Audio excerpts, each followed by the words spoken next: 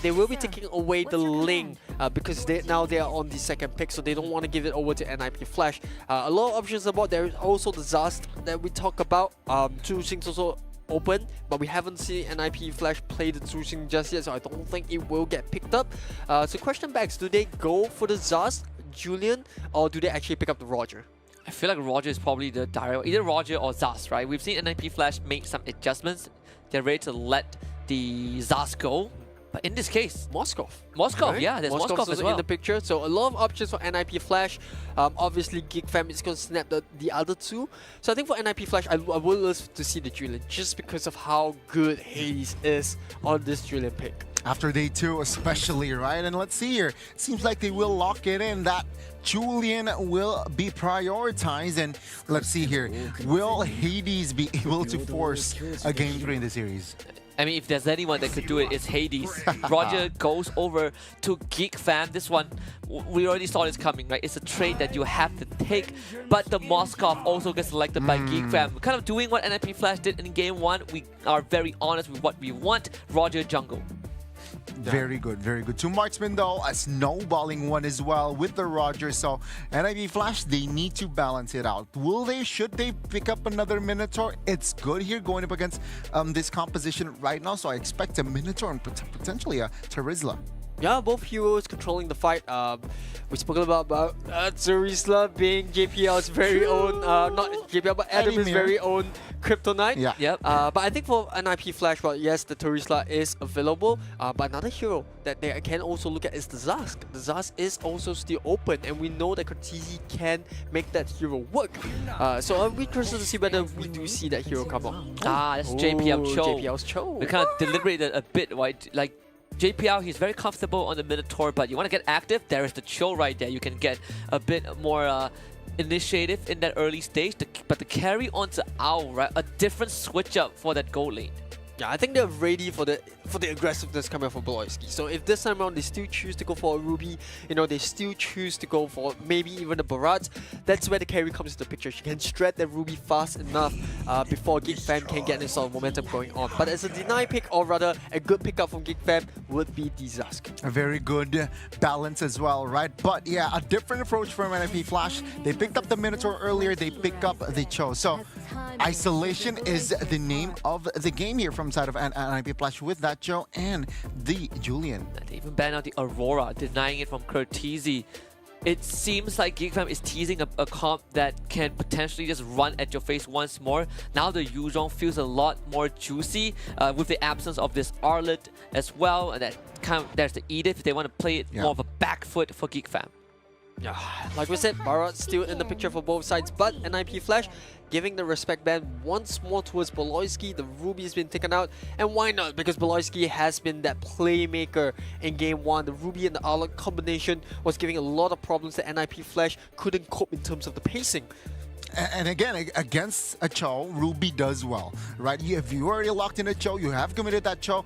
Yeah, let's just ban out the Ruby. But then again, there's the Kufra, and I've seen Beloyski on that Kufra again. So it's a good pick, forcing carry on towards the Purifier as well, and I believe that's going to be another option for Beloyski for GEEK Fam. And a pick that we've kind of touched on every now and then is the Kaja, right? The Kaja could be a potential option as well. You want to be on the Cho, but you cannot ever avoid the Kaja Divine Judgment. I'm going to throw a little bit of a food for thought there. What if GEEK Fam picks up the Matilda? We haven't seen too many Matildas come up, but we know that Beloyski plays a really, really sick Matilda. And now that you have both the Roger and Moskov, I think the Matilda just adds so much layers to gameplay that GEEK Fam can look to exploit. I like that. I like that. So fast-paced, extra flicker with the Matilda as well. You can jump in, jump out, but yeah, they will commit to a Beloy hero here for NIP Flash, and it's going to be the Minotaur. Yeah, and on top of it all, GEEK Fam actually banned out both the Loi and Aurora, so they're looking for heroes that can shut down these big initiators, right? Big initiation that can dive your backline or even onto the Cho. So I think, yeah, GEEK Fam here, like you said, not much options left for the traditional tanks, but it is going to be the Terizla. Yeah, take it away from NIP Flash, but at the same time sets you up for a very, very kind of well-rounded composition, right? Big team fight, great front line, but at the same time, you are literally the brick wall that NIP Flash's draft will have a lot of problems trying to get through before that late game. I think Edith. I think Edith here for Adamir just makes sense as well, and perhaps to Export? export is a possibility. But let's talk about the mid lanes here. What are the options left here apart from? Yeah, there's a couple of options. I think I'll bring the conversation back to EXP lane. I think Bharat here still looks good, right? He does pretty decently well into Terisla, can scale into the late game. You need a front line because now as a Cho, you're not that tanky. Yeah. You're more of the playmaker to isolate someone out. Right. I think that Bharat will be a very reliable pick as a frontliner. And they also pick up the Trusin that we saw GEEK Fam play. So I think this is a little bit more of a balanced pick of NIP Flash, a mix between aggression and also a protection because of the Bharats. And you also have, again, the facilitator in this Jushin, right? Some ways to peel behind against very immobile heroes. I guess suppose against Zaz is not that bad. Yeah. He kind of gets stuck when he uses that ultimate. But Matilda comes out, GEEK Fam, the big brain Beloy, Matilda caught out by big brain Ares. They're calling out GEEK Fam's draft more than NIP Flash. What Hey, is this? what can I say, right? Beloyski, super aggressive here. They Yeah. ban out both the Aurora and Luoyi. This is what Matilda is afraid of, right? Because you want to bring someone in with the guiding wind.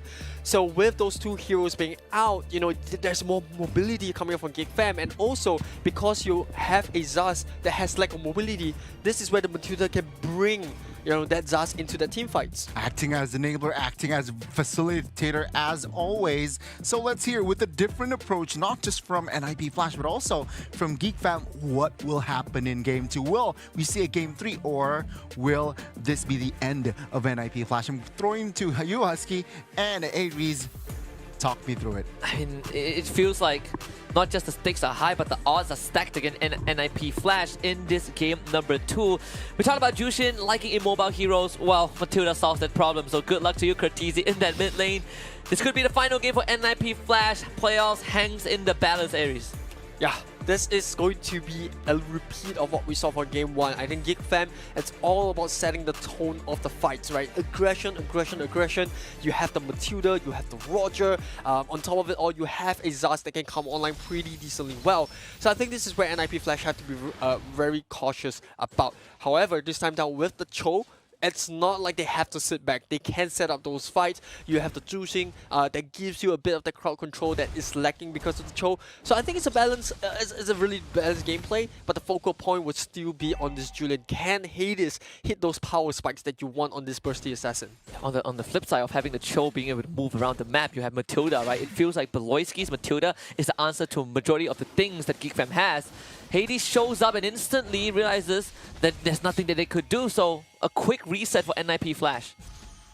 GEEK Fam here, taking it slow, applying a little bit of pressure on the top lane just to make sure that Kadera is fine farming. End of the day, Moskov is still that backup plan if things go south. If there is still a farmed up Moskov, this way can carry Spear of Misery. Yeah, JPL gotta be really careful with that. Chadera and Beloyski working together, and this lane pretty much skewed in the favor of GEEK Fam. Forced an early recall for Owl, he lost out at least 2 minutes in the process. The minion wave is going to crash underneath the turret at the same time. GEEK Fam freeing up Beloyski.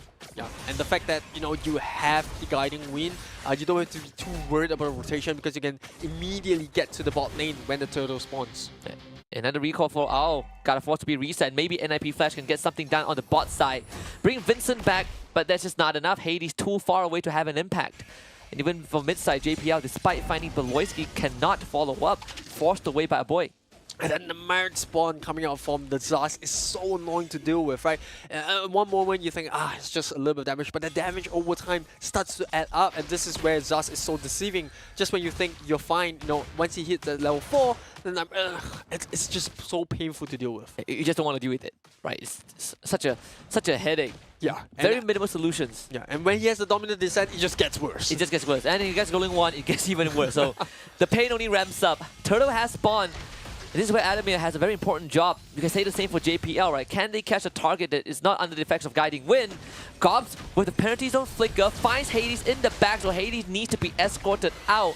GEEK Fam taking control of the turtle pit, and Adamir being the front line takes away the Nightmare spawn, but here comes the demonic descent. Curtisi in danger, he's burning down, and it's gonna be a flicker. Daytona's welcome to the back. Hades takes the turtle away. Vincent gets kicked away by JPL, but Big Brain Beloy has the Beloyski Express. Adamir in danger, Hades with the save, and NIP Flash gets out with the objective. Well, we said it, if anyone can it's Hades, right? Despite having a bit of a slightly sticky situation at the start, we saw the penalty zone coming in. A really good guiding wind to pull the Terisla out of a sticky situation. Under it all, Hades with that retribution to secure the turtle there. This is the break that NIP Flash need. Yeah, not only is getting the objective under that pressure, but also saving his teammate at the same time. All things considered, this is a start that NIP Flash will definitely appreciate, but we are already seeing some of the problems, some of the tests that GEEK fam kind of issues, right? How do you get past disaster? How do you deal with the mobility that the Matilda provides? TC now is looking to roam. Like we said, when you have a true swing, you want to be on the front foot, right?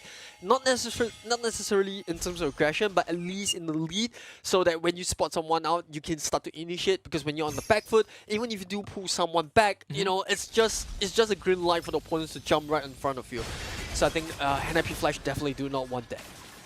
Out holding himself pretty well, despite kind of being put behind just slightly on the top side. JPL looking for kick angle, doesn't find it. Circling Eagle for Beloy to get away.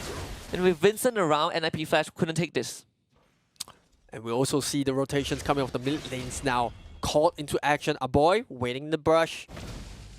I was expecting a fight there, right? Because Aboy, you never know what he's gonna do. He does have the damage because he had the Nominous Descent, but just Cho, you know, he can just chicken do and shimpo out of that. Definitely a way slower game compared to game number 1, right? NIP Flash finding certain solutions to not only stop GEEK fam from snowballing out of control, but also to protect themselves, right? You build this wall to give Hades and especially Owl space on this carry.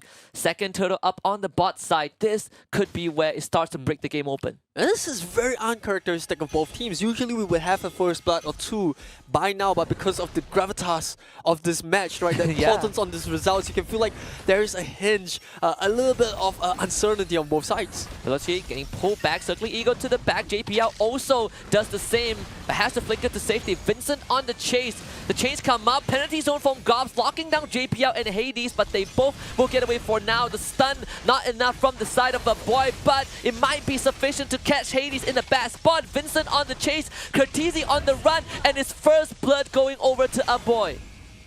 Well played by Game Fan there. It felt a little bit too close for my liking. Beloyski as well, nearly going down, and JPL looking for a pickoff, but I don't think he should do it. Gobs coming in the nick of time just to give a little bit of a warning. JPL, if you come in, I will smack you down with my hammer. Sort of an MVP for that fight, boy. How do you deal with his alien offsprings, right? The demonic descent, it's just constantly dealing damage over time to NIP Flash.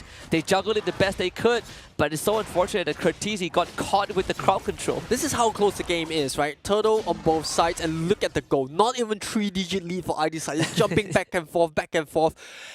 Wow, we are in for a ride, but NIP Flash at this point still trying to manage a little bit of a goal lead there, making sure that this carry farms up. Same thing goes for GEEK fam, the more score farming up right now. I think for JPL and Beloyski, it's all about these two. Yeah. Who can make the better play for their teams to enter these team fights? Toughest challenge for NIP Flash yet. I mean, JPL really wants to help clear the wave and will be successful in doing so at the cost of some of his HP. The turret's still very low, and I think GEEK fam, they want this structure with the next wave. Bottom side, God drops the penalty zone to delay time, but Hades finds the kill. This is good. This is good for NIP Flash. We're starting to see the barrage roam around a lot more now. This is very characteristic from what we saw from the entirety of the tournament. Whenever the barrage comes online, you want him to be that front line. And Ao instantly uses the ultimate, pushes GEEK fam back, defends the structure for a second time in a row. NIP Flash finally getting Adamir to the top side. And that does set them up for Ao to have more space, but Turtle is on bot side though. Yeah, it's so tough. It's so tough when you're up against a Matilda, and this is what she brings to the bot, right? Not only does she have a great sense of mobility, she also can pull her teammates out of trouble, like we saw at the top lane. Not sure if JPL wants to fight this. Beloyski will commit onto it with the help of Chadera. JPL forces a flicker, and Ao also needs to back off. A constant headache. What do you do, right? JPL just does not want to get the kick. Or rather, he can't. Yeah, but at the same time, well, this is good for NIP Flash. You are giving more time for this carry to come in the game. And like we said, when you have a Barrage on your side, and he does pick up that Thunder Belt, this is where he will skill. But interestingly enough, Adamir actually decided to go for the Guardian's Helm. So I think he's just looking for more HP to tank up rather than, that late game skilling. Yeah, not even a Thunder Belt first. And then knockout from Beloy. Turtle goes over to Hades. A good engage, but Gobs comes in with the counter. NIP Flash wanting to take this out. Curtisi stacking up the damage with the Lantern as Adamir gets away, but not far enough to find safety. A boy with a double kill as Curtisi takes Vincent down. Gobs still healing up, and Brain Beloy pulls him to safety for another time. Now it's our turn to join the fight, but it's just not enough. Beloyski pulled back out, picks up the kill. Even Trace, but NIP Flash gets the objective. Really prolonged fight, and he even had enough time to call both the gold laners from the top lane into the middle. But now look at this choosing. Curtisi just being a pain in Gobsnack. That burning. Is it enough? No, it isn't. Hades nearly wanted to follow up there as well. But boy, this game is close. But NIP Flash now starting to have a little bit of a lead in their favor. Just slightly under 1.5k gold. However, on the other side, Kadera just finding this pocket of spaces to push down that tier 1 tower at the top lane. This is what I want to talk about, something that GEEK Fam has brought to the table so far. How do you solve a boy? Oh, well, this king maybe is one of the stars. Beloy getting adjusted. Actually, no! Wow, the light wheels taking him down mid-air. NIP Flash finding signs of life. Top tier 1 goes down. But yes, how do you solve a boy right now? Well, I think first and foremost is about rotating quickly enough that the Zaz doesn't get put in the picture. This is where NIP Flash have been finding pickups, right? Beloyski finds himself in no man's land. Way of Dragon kick sends him backwards. The carry is there to follow up. And GEEK Fam, if they're not too careful, JPL can find even more of these engagements. And I think NIP Flash have to constantly do it. They cannot allow GEEK Fam the rest that they did not have in game 1. Absolutely. Actually, they caught Beloy before his Purify came off cooldown. It was like a 3-second difference. While NIP Flash, they now maybe can look to set up for the Lord, spawning top side right now. Seems like most of them are positioned in that spot, but again, a boy is going to be a bit of a headache. JPL finds it, that's the kick. Purify baited out. A boy will go into his ultimate as Curtisi pops his to bait distance. Beloyski also in the fight. Adamir on a separate angle, dealing with Vincent and Gobs. Both teams looking to just play this tug of war. Yeah, this is good. This is good for NIP Flash. Dominance Descent already used, so our boy would not be effective in team fight. But NIP Flash, they're playing it very safe. You can't afford to make a mistake. We worked so hard for the goal, but I feel like they're giving GEEK Fam too much respect, right? I think at the end of the day, they still don't want to take a bad team fight because of the potency that Gobs can bring as a Terizla. Yeah, Lord dances are hard, man. Lord just hits harder and harder with every second, and Hades had to retreat because he was the only one on that objective. And GEEK Fam successfully pushing NIP Flash off the Lord, but NIP Flash, they don't want to let go of space, and they're trading their health as a result of that.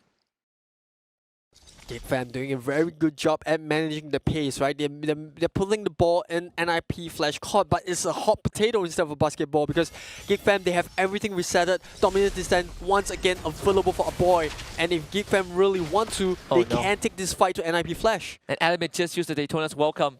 He was trying to fish for something, but GEEK Fam were just not in range, so key spells are gone. Maybe JPL will be the difference maker. He's going to be spotted out by Gobs. That's not the target you want. And this nightmare spawn from a boy is just a nuisance. That's a walking turret.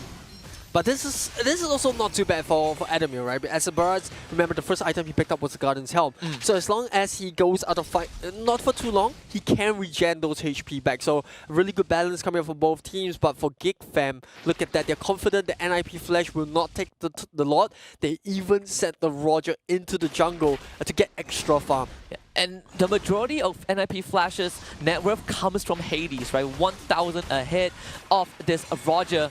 But like you said, Vincent, he gets the space that he wants. And on the same time, Chadera, he's also being given some of the jungle camps. This tangle, very, very extended. It's both nerve-wracking. teams, they don't want to give up space. Yeah. It's... And we're already starting to see Vincent hit that level 15, so that sort of the level gap that Hades had over the Roger is completely gone. And this is good for GEEK Fam. They've delayed, or at least they've sent a bit of a shiver down NIP Flash's spine long enough for Vincent to catch up to Hades' level. And whatever happens in the background right now, Hades, his 15 first, so still a level ahead of Vincent. NIP Flash looking to rush down the Lord. The Blitz might prove to be fruitful. Hades gets the objective. Gobs isolated as JPL and Adamir do their best to keep Geek Fam away. A sacrifice that is worth it. But Geek Fam might just want more. Vincent can't find the space. JPL in the front. Shun post to safety. NIP Flash makes the move.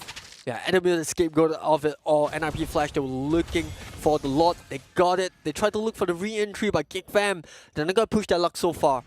Hades is going to try Chadera. That was close. Close. That was close. If the enhanced chain had land, I think that would have been a dead Moskov. Yeah.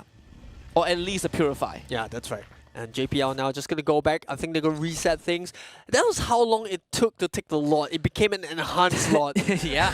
And, well, with it pushing down the bot lane now, I think for Geek Fam, it's about clearing up the waves. And they have the resources to do so, right? A boy on the Zaz. You got Moskov. Those are really good wave clears. But Vincent dropping very low. They want Vincent. Vincent rolls away. The transform. Gobs. Sacrificial lamb. Good kick by JPL. NIP Flash still has the capacity to continuing this blitzkrieg. Geek Fam wanting to hold this siege back. JPL again fishing for an opportunity, but Loisky will buy time with the circling ego as the Lord gets whittled down, but this should be an inhibitor for NIP Flash. What a push. Yeah, fantastic macro lane management coming up for NIP Flash to get not only tier 3 at the bot lane, but also tier 2. And look at how tanky Adamir is as a barrage, but JPL finding a little barrage. Chadera lands the JPL is the target, pinned to the wall. Chadera finds the kill. They could not finish him all, but there's a trade at Chadera going off. Winter Crown for Hades. Vincent as a trade, but Chadera, he has free reign. Trying to man fight Gauss. Should be able to find it with the light wheel. Chadera gets brought back by Curtizi, but Adamir works with Curtizi to find a kill. 4 for NIP Flash. This is tough for a boy, and NIP Flash, the ball in their court, they shot the 3-point, they landed it. Can they close this game out? A boy desperately trying to defend here, but I think NIP Flash, they have it in them, and they will bring us to a game 3. Husky, what a game. Adjustments from NIP Flash. We talked about proactivity. We talked about getting Hades an hour ahead. Hades as the focal point, facilitated by Curtizi on the Jushin. It all came together, right? This came down to the most minuscule of micro decision, and NIP Flash with that Lord Dance came out on top.